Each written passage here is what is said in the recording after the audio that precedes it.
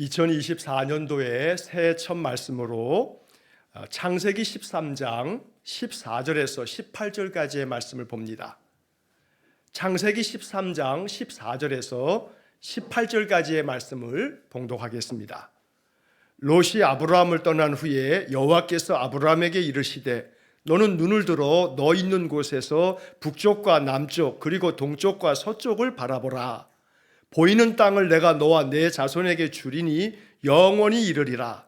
내가 내 자손이 땅에 티끌 같게 하리니 사람이 땅에 티끌을 능히 셀 수 있을진데 내 자손도 세리라. 너는 일어나 그 땅을 종과 횡으로 두루 다녀보라.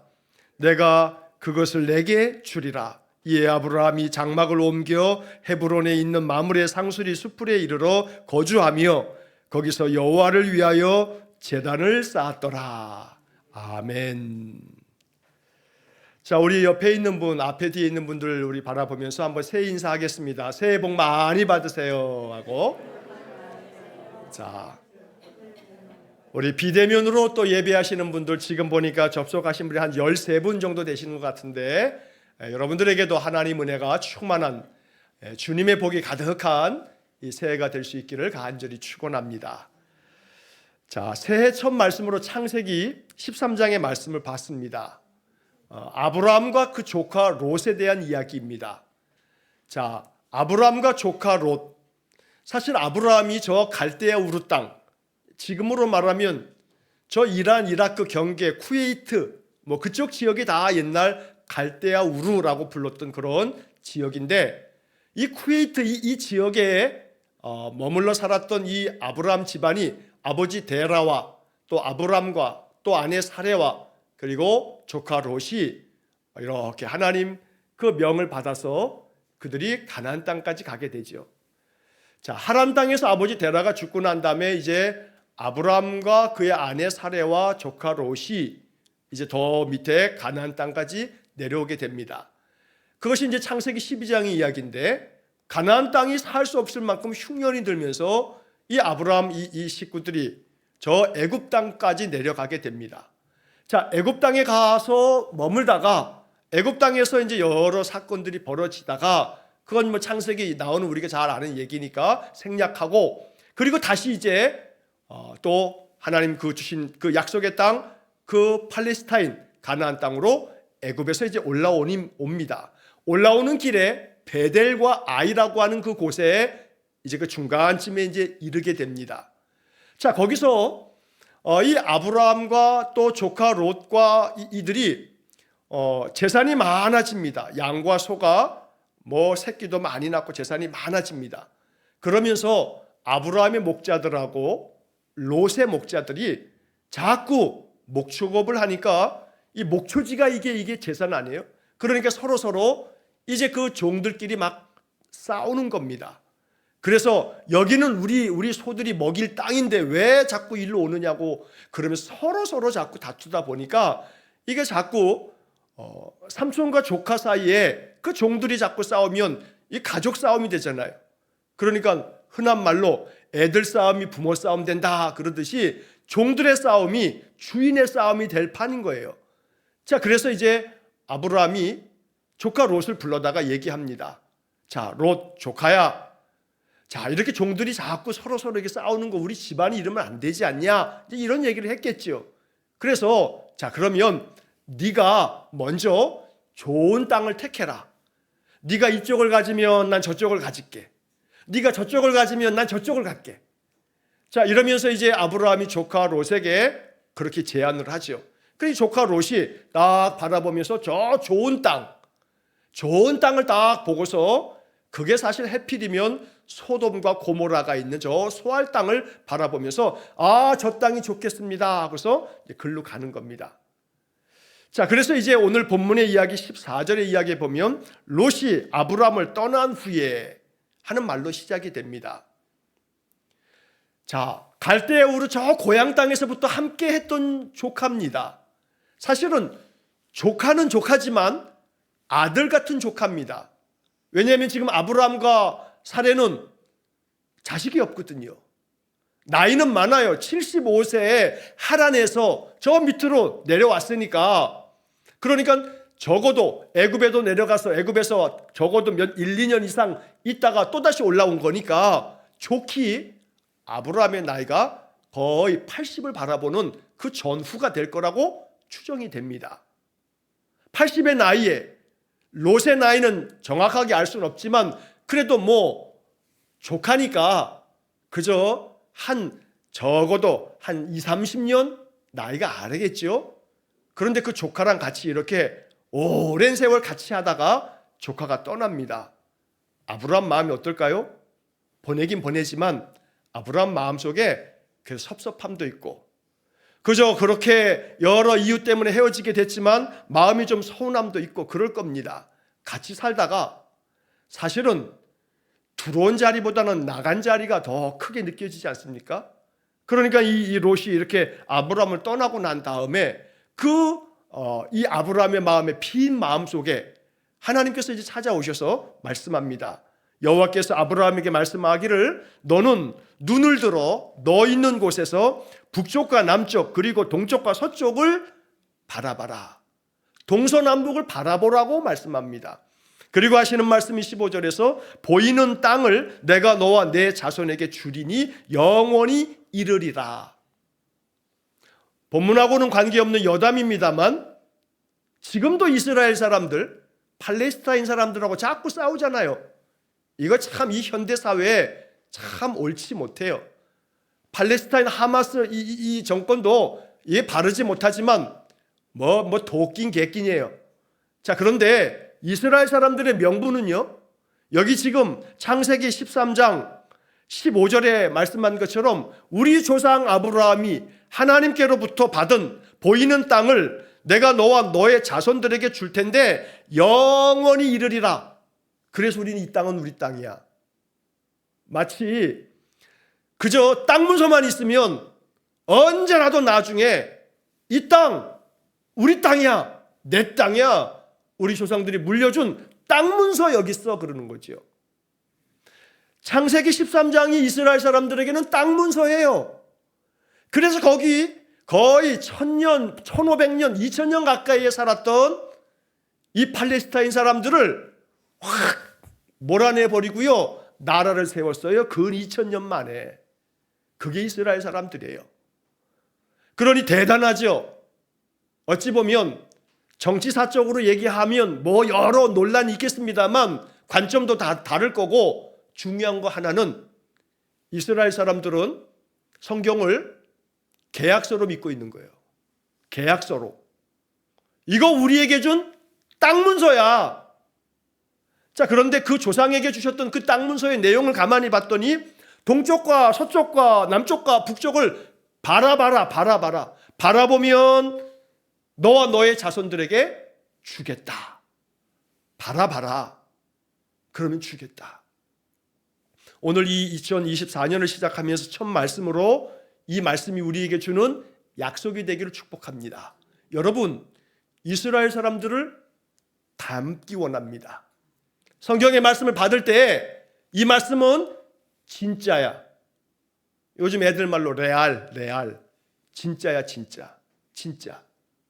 이건 나에게 준 계약서야. 여러분, 어떤 분쟁이 생길 때 아무리 뭐 이렇게 약속했다 어쨌다 뭐 다 필요 없어요. 뭐가 중요해요? 계약서가 중요해요. 계약서가.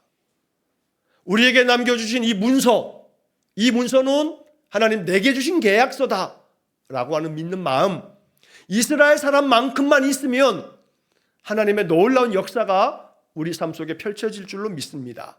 자, 그래서 너에게 줄 테니까 바라봐라 하시는 거예요. 그래서 오늘 이 영신 예배, 새롭게 시작하는 새로운 이 해를 맞이하는 이 2023년 영신 예배, 제가 제목을 이 말씀 속에서 이렇게 잡았어요. 바라보라. 14절 마지막에 바라보라. 내게 주겠다. 내게 주리라. 그래서 저는 이 바라보라고 하는 말씀, 우리는 이걸 이렇게 해석할 수 있어요. 꿈을 꿔라. 비전을 가져라. 꿈을 꿔라. 갈렙이 85세에 가나안 땅 정복하면서 85세인데 이 산지를 나에게 주십시오. 내가 저 팔팔했던 40대 그때 가데스 바네아에서 정탐꾼으로 파견받았을 때 40년 전 그때나 지금이나 내가 여전합니다.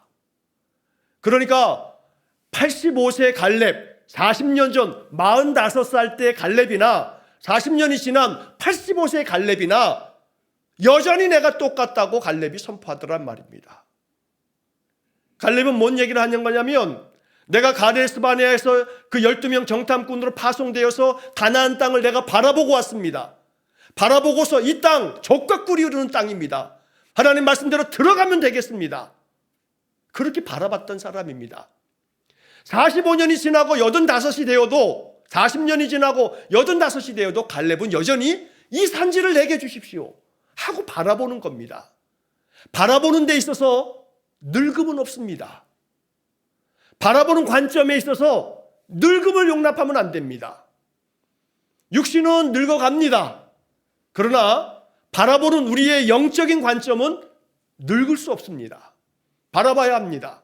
바라보라 내게 주리라. 영적인 욕심을 가질 수 있기를 축복합니다. 육신의 삶에서도 마치 45세 갈렙이 40년 지나 85세가 되어도 내가 그때나 지금이나 여전하다고 성경은 적혀 있습니다. 그러려면 여전하려면 어떻게 해야 돼요? 요즘 말로 하면요, 잘 관리해야 돼요. 잘 관리해야 돼요.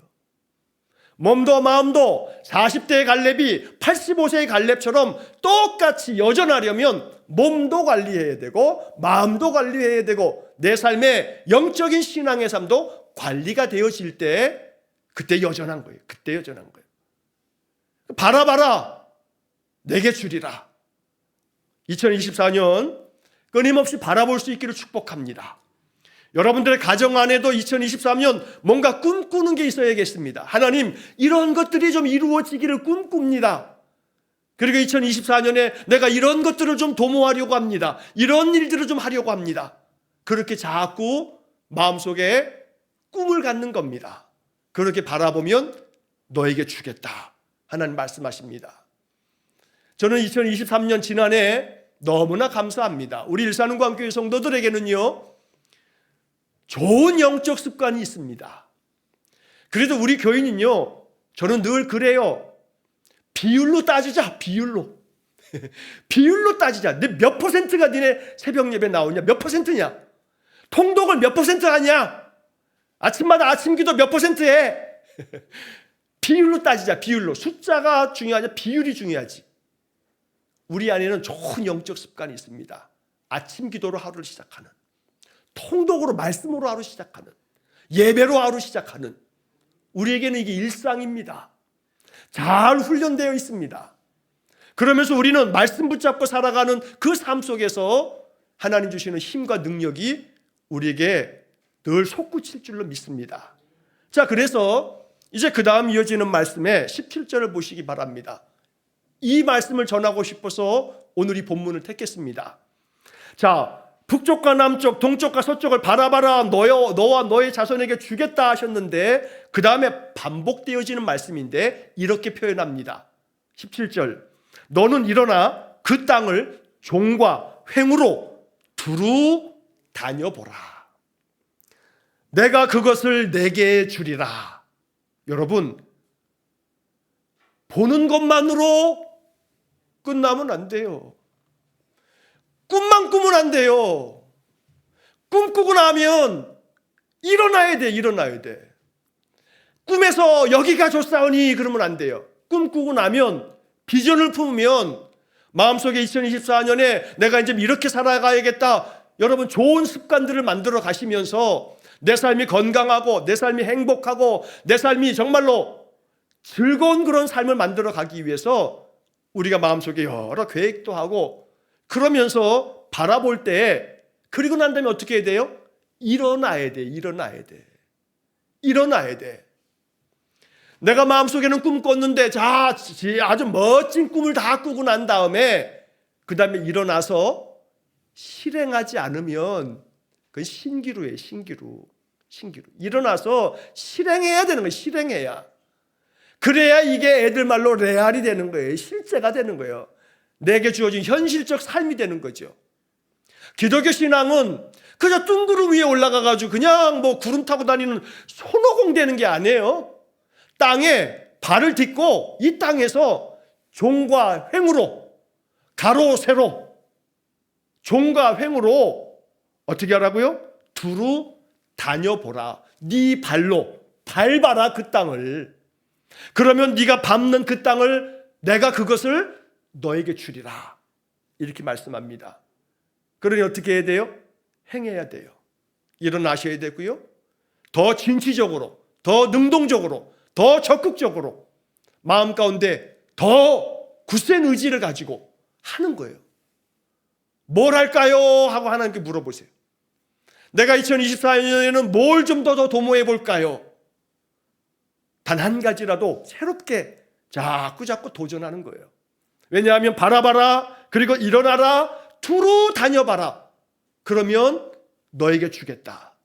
오늘 이 말씀이 이제 2024년을 맞이하면서 하나님께서 내게 주시는 주의 음성, 주의 명령으로 받으실 수 있기를 간절히 축원합니다.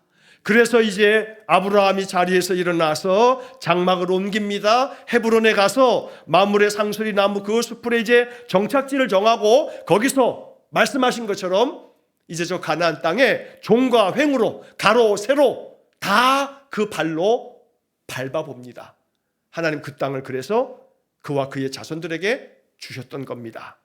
그리고 이제 18절 마지막에 거기서 여호와를 위하여 제단을 쌓더라. 아브라함은 이렇게 하나님 말씀 받고 말씀에 순종하면서 구체적으로 실천하면서 하나님께 제단을 쌓습니다. 예배합니다. 2024년 우리가 지난해에도 그랬던 것처럼 예배 중심의 삶이 우리의 삶의 뼈대가 될 수 있기를 축복합니다.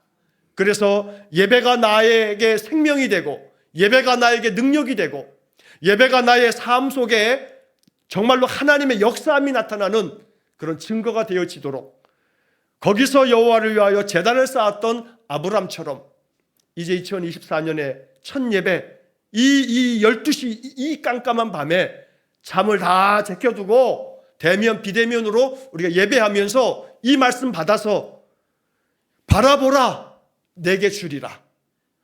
일어나서 두루 다녀봐라. 두루 다녀보라. 이렇게 우리의 꿈을, 우리의 비전을, 우리의 삶의 목표와 목적을 만들어서 두루 다녀보라. 그러면 그 속에서 하나님이 예비하신 것을 만날 거고 하나님 준비하신 대로 살아가게 될 거고 그러면 2024년도에 우리의 삶에 많은 열매가 있을 줄로 믿습니다. 우리의 신앙의 삶, 영적인 삶뿐만 아니라 우리의 육적인 모든 삶에 있어서도 두루 다녀보라. 너에게 그것을 주겠다 하시는 이 말씀이 우리의 삶에 아름답게 성취되는 축복된 2024년 새해가 될 수 있기를 주의 이름으로 간절히 축원합니다. 기도하겠습니다.